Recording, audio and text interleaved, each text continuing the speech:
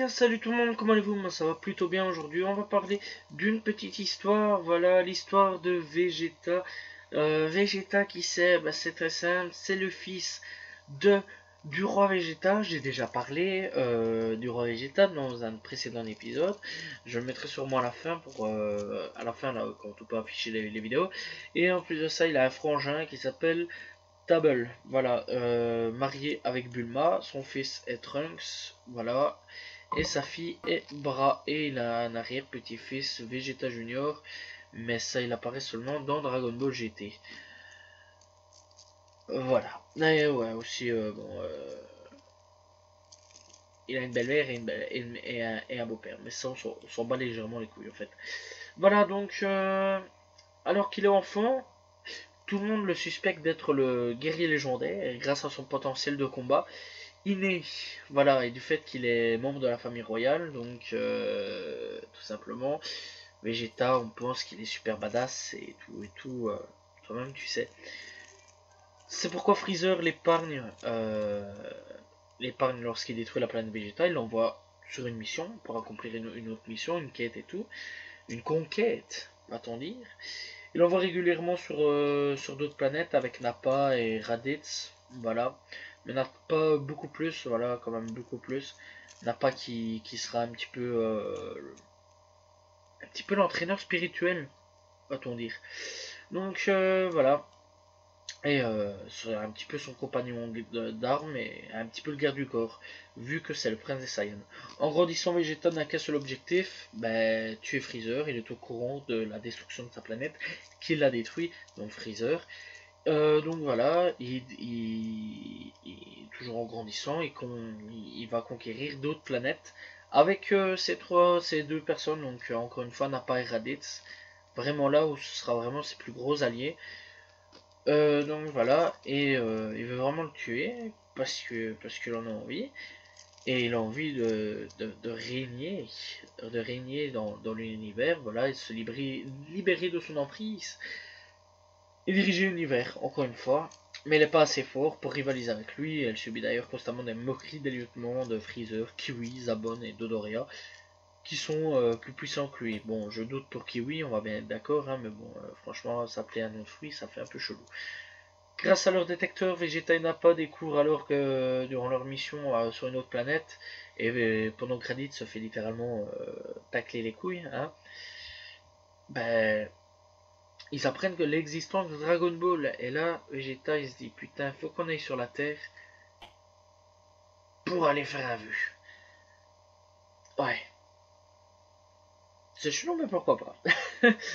Donc, comme des cons, ils vont sur la Terre, voilà, pour essayer de choper les Dragon Ball. Mais comme des cons, en fait, c'est qu'ils savaient pas, c'est que les Dragon Ball étaient liés à Piccolo et au Tout-Puissant. Et ils tuent Piccolo comme des abrutis. Mais bon, quand tu veux, qu'est-ce que tu veux, c'est la vie. Ah, là-dessus, les Dragon Ball, ben, elles ne marchent pas. Premier éliminé de ces gens-là ont été tout simplement Yamcha et RIP Yamcha, donc voilà, Piccolo, Chaozu et Tenshin Han, voilà. Les dernières en vie ont été Son Goku, Son Gohan, Krillin et Yajirobe. Ouais, ça fait très bizarre en fait. Alors il a littéralement explosé la gueule de Nappa. Voilà, une belle mort pour Nappa, RIP Nappa, qui n'a fait que quelques épisodes. Et quelques chapitres aussi. Et alors, faut pas croire, mais quand il s'est transformé en super singe, parce qu'il faut savoir aussi que les Saiyans ont une capacité de se transformer en super singe. Donc voilà, aux Ozaru, je pense pas que ça se dit super singe, mais on s'en fout un peu, c'est des Ozaru, donc les singes géants. Et ben, Yajirobe a coupé la queue un petit peu d'Yamcha, il lui a bien tranché la gueule, hein, et ce qui fait par conséquent qu'il est redevenu un petit peu normal. Donc merci à Jirobe qui a sauvé Son Goku, parce que Son Goku se faisait littéralement broyer dans sa main, comme ça, crac. Tu vois, enfin bon, tu peux pas voir, mais bon, voilà quoi. Par conséquence, après Goku, Gohan, Krillin, tout ça, bref, ils se foutent sur la gueule avec Vegeta, ils lui foutent une bonne branlée. Et après Vegeta il veut retourner chez lui. Et après Krillin il prend une épée. Il lui fait mais écoute, je vais te niquer ta mère. Toi tu vas jamais retourner chez toi. Et là Goku tend la main et lui dit non. Non. Le tue pas. Ouais, à mon avis il a peut-être senti la force. tu vois, comme dans Star Wars. Après, bon, ben, là-dessus, il se barre, tranquillement, normal. Et puis, Goku, bien pété, il va à l'hôpital, tranquille. Et là, lui, il retourne tranquillement sur sa planète, il se guérit, tu vois, il se dope bien, tu vois. Enfin, c'est même pas sa planète, c'est une planète de Freezer, tout simplement. Et après, ben, il va sur Namek, voilà, toujours en quête de recherche de Dragon Ball. Écoute, le mec, il s'en bat les couilles, hein, il a juste tué un dieu, que là-dessus, il a pas su avoir les Dragon Ball, et il s'est fait bien niquer, et donc là-dessus, il retourne sur une autre planète pour récupérer les Dragon Ball. What the fuck. Bref, en retournant sur Namek, ben, il se rend compte que Freezer est déjà là, que Freezer a déjà une bonne grosse partie des Dragon Ball.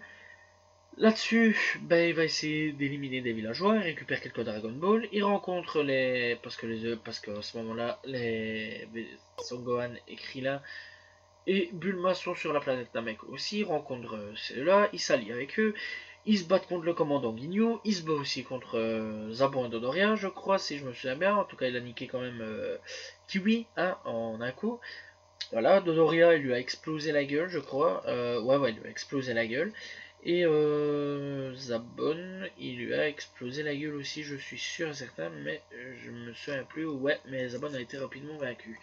Mais il s'est quand même métamorphosé. Et ouais, il l'a laissé pour mort, Vegeta. Donc voilà, mais je crois pas que Zabon l'a battu. Enfin bref, je crois pas qu'il a battu Zabon, mais il l'a laissé pour mort, ça je me souviens bien. Et donc là-dessus, bref, après quelques temps, donc le commandant Ginyu débarque, là c'est reparti pour une grosse bagarre, puis après il va faire un versus contre Freezer, Freezer lui pète la gueule, il est mort.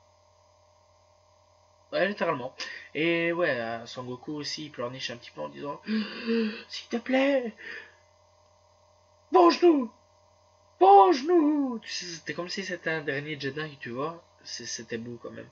Après, contre tout ça, ben, avec le vœu, donc le vœu c'était que toutes les personnes étant mortes de la main de Freezer reviennent à la vie, se téléportent sur Terre, et là, Vegeta était vivant. Ouais, Vegeta était vivant. Et donc il était sur Terre, et alors il disait, ouais, ça y est, je me suis enfin débarrassé de Goku.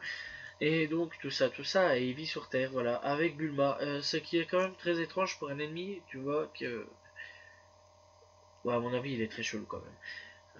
Il a atteint une maladie. Ouais. Après, donc, on le retrouve quelques mois plus tard. Donc, l'arc des cyborgs.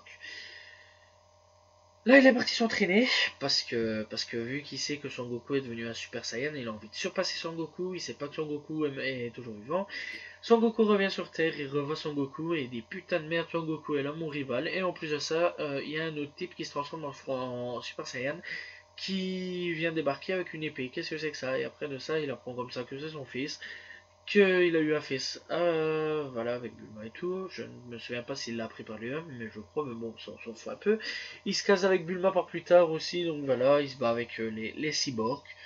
Il se fout sur la gueule avec les cyborgs, il n'est que c'est 19. Et je crois peut-être c'est 20 aussi, Dr Gero, mais ça je suis pas sûr pour Gero. Mais c'est 20, ouais, il lui a explosé la gueule rien qu'avec ses pieds, ouais, ça je m'en souviens. Après de ça, il va se battre contre C18, C17, bref, toute la clique. Puis après, à l'arrivée de Cell, bon, bah, exactement le même bordel, hein, il avait exactement moyen de battre Cell, parce qu'il était devenu super badass, et comme un con, il a laissé Cell absorber C18 ou C17, je me souviens plus un des deux, de toute façon je me retrouve entre ces deux-là. Et là, c'est ce qui fait que ils sont devenus beaucoup plus forts, enfin, il est devenu beaucoup plus fort, et il lui a foutu une bonne raclée, et ce con, au lieu de lui foutre sur la gueule avant, et ben il a laissé un petit peu sa fierté. Non, il a pas laissé sa fierté de côté, hein. Il s'est fait la télé de couille quand même par seul. Après, bon, bah il se fait péter, on sait c'est qui est le gagnant de contre Cell. Puis après l'arc-bout, bah là l'arc-bout, bah il revient à la quête de puissance, il s'allie avec Babidi, ouais, parce qu'avant il était redevenu un peu plus humain, hein, là il s'allie avec Babidi, et il devient un Majin Vegeta, voilà, donc un petit peu tout ce qui est il y a les anges, et lui c'est plus un démon, voilà, donc voilà, il bute plus de 200 personnes dans un stade, sympa, très gentil, voilà. Il veut péter encore Sangoku, il veut encore péter la gueule à tout le monde, puis après bah, il se fight avec Sangoku, Sangoku se laisse aller, crever, Là-dessus, Vegeta tout content, il s'en va. Vegeta essaie quand même d'aller niquer Boo, mais il fait un sacrifice qui n'a servi totalement à rien. Voilà, donc Vegeta est devenu beaucoup plus puissant grâce à Babidi. Il a fait un sacrifice pour rien, il s'est battu pour rien contre Goku et contre Boo. Franchement, on aurait pu quand même mieux faire, hein, parce qu'il y avait quand même mieux à faire. Puis après, après la bataille, Vegeta revient. Voilà, voilà, à la vie. Le roi lui dit, le roi Enma lui dit, écoute, tu peux revenir à la vie pour battre Boo parce qu'on a besoin de toi, ça va pas. Il dit, ok, y a pas de problème. Il revient dans la street, wesh, qu'est-ce qu'il y a bien ou quoi. Il fusionne avec Goku, là où ça donne un Vegeta, et là où il commence à se battre avec Boo. Ils se séparent, c'est la merde, et après, qu'est-ce qui se passe de Boo? Bah, il se refait la télécouille un petit peu, hein. Puis après la Terre est détruite, Goku les a téléportés sur une autre planète. Là, Goku a défoncé littéralement Boo. Et alors là, il était comme ça en train de le regarder en lui disant: tu es mon meilleur ami, Son Goku. Tu es le seul qui m'a accepté. Toi, moi et ma famille m'a accepté. Mais tu restes mon meilleur pote, tu le sais. Goku s'en fout, hein, frère. Je te le rassure, ton meilleur pote, c'est pas toi, c'est Krillin. Mais tu restes son meilleur ami. Tu es le seul qui l'a accepté.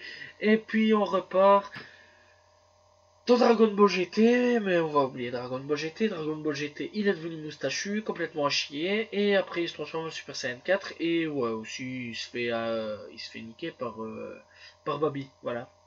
Et donc il devient Baby Vegeta.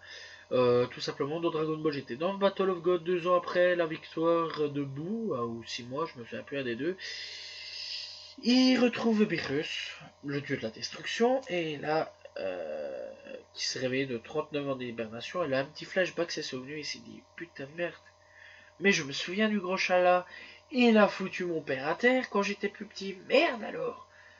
Et là, il a commencé à faire une fiesse, mon dieu, qu'est-ce que j'ai honte.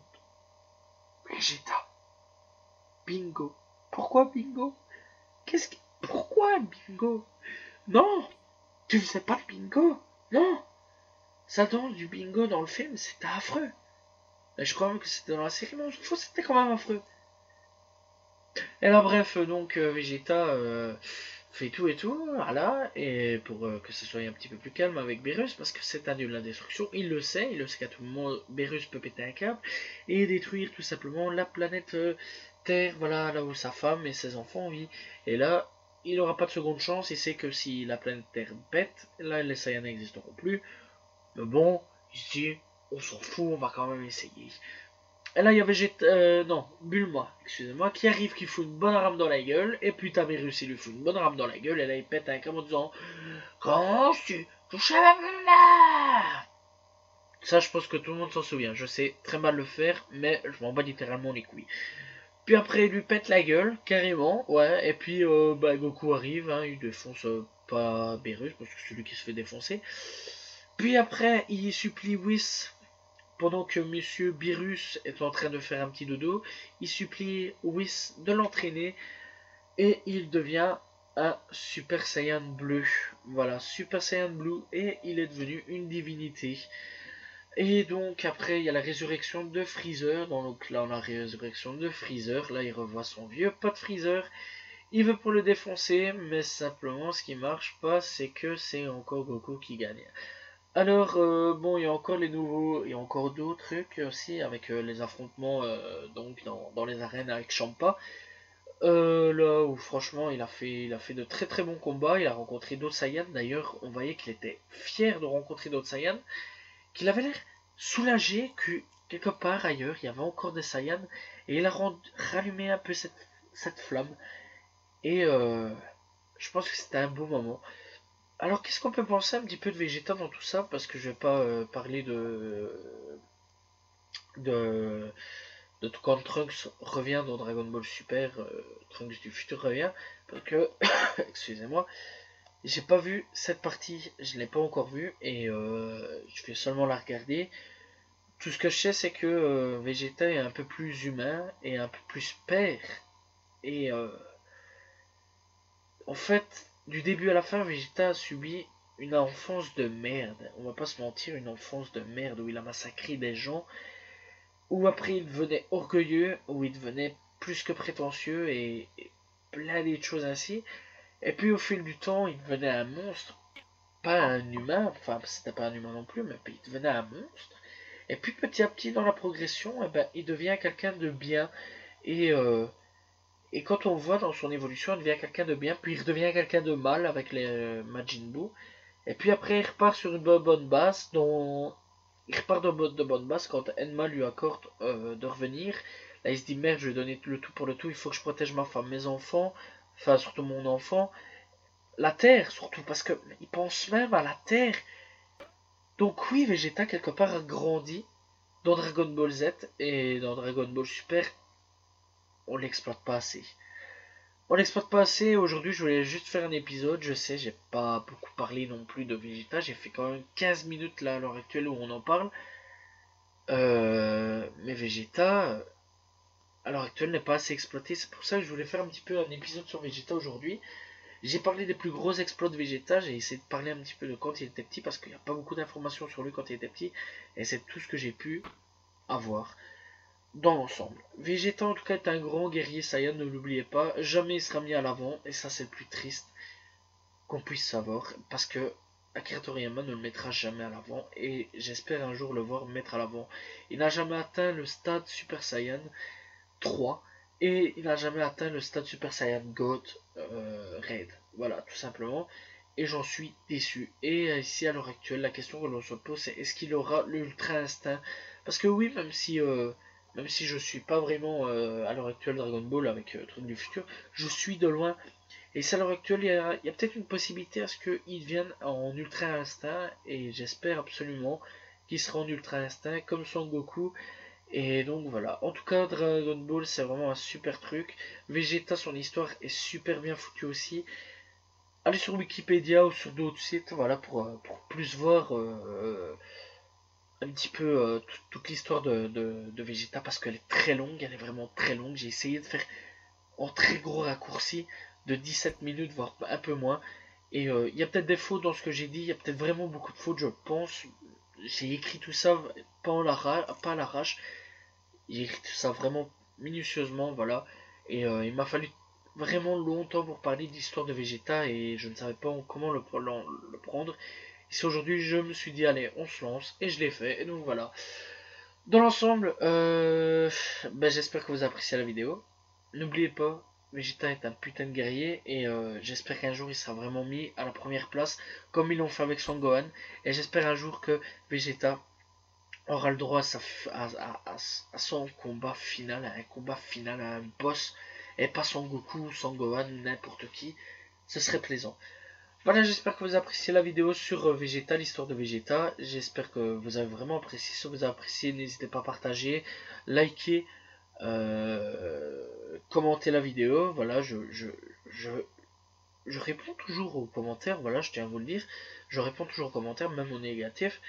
Voilà, je tiens à dire encore une fois s'il y a des fautes, excusez-moi, voilà, parce que c'est une très longue histoire, voilà, et en résumé, c'est vraiment très long à faire, donc voilà.